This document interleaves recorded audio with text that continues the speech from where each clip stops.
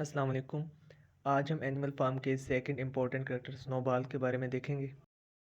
Snowball एक white pig था। और ये वो पिग था जिसने ओल्ड मेजर के आइडियाज़ को सीरियस लिया और एनिमल्स को रिवोल्यूशन के लिए इनकरेज किया।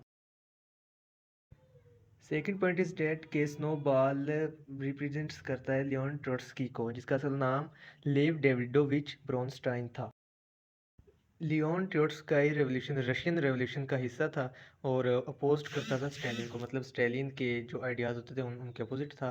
और उसके बाद 1929 में इसे सोवियत यूनियन से निकाल दिया गया और ये मैक्सिको चला गया।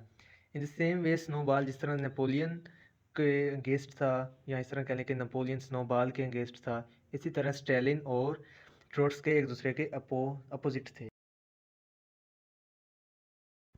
द नेक्स्ट वन इज़ के स्नोबॉल ब्रेव था। हम उसकी ब्रेवनेस का अंदाज़ा इस इंसिडेंट से लगा सकते हैं कि जब इन बैटल ऑफ काउशेड जब इंसानों ने उनके एनिमल फार्म पर हमला किया था, तो स्नोबॉल बहुत ज़्यादा बहादुरी से फाइट की थी उसने, और उससे बुलेट्स भी लग गई।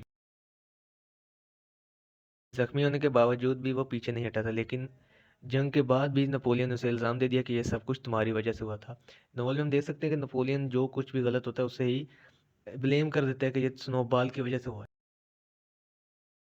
उसके बाद एक के स्नोबॉल बहुत अच्छा स्पीकर था। उसकी एलोक्वेंसी बहुत ही आला किस्म की थी। उसकी आवाज़, वो अपनी तकरीर में इस तरह जानवरों को इनकरेज करता था कि वो सचमुच उनकी मेहनत में इजाफा हो जाता था। वो और ज़्यादा तेज़ी से काम करने लगते थे और ज़्यादा नए जोशो जज्बे से काम करना शुरू कर देते थे। एंड नेक्स्ट वन इसके स्नोबॉल केयरिंग था। वो चाहता था कि जानवर जो हैं वो ईजी रहें, वो अपनी खुशी की ज़िंदगी जिएँ। चूँकि वो नेपोलियन के अपोजिट था, नेपोलियन जानवरों पर कब्ज़ा करना चाहता था और उन पे हुकूमत करना चाहता था, लेकिन वो चाहता था कि जानवर आज़ाद रहें और अपनी ज़िंदगी खुद जिएँ, खुशहाल रहें।